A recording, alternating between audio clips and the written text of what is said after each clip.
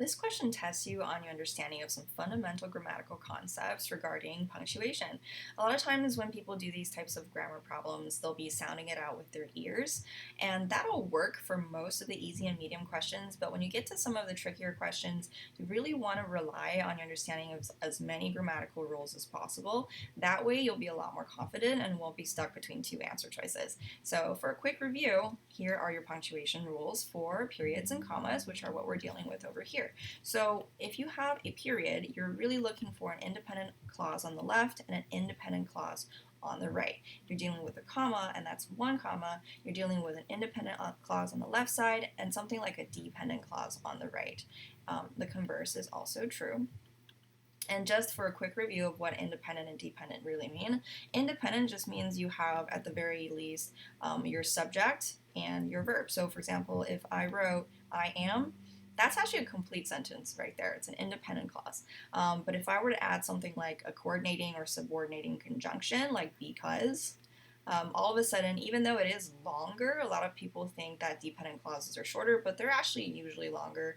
Even though it is longer, you can clearly see that this is a dependent clause because it can't stand on its own. So we're always going to evaluate our answer choices going from capital letter to period.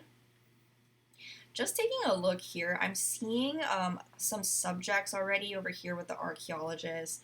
I have a subject and a verb, so I'm seeing that this is going to be independent. I'm also seeing a subject and a verb over here. So when I look at my answer choices, I'm going to be looking at C and D as potentially not possible because there could be situations of run-on. So let's check C. Archaeologist Lila recently traveled to Hygge to study its ancient tombs and built into the rocky outcrops of a vast desert. Yes, so if you do just have one comma separating two independent clauses, you are going to have a comma splice. So this one is not going to be correct, and this one is also not going to be correct, simply because you do have independent clauses on both left and right side.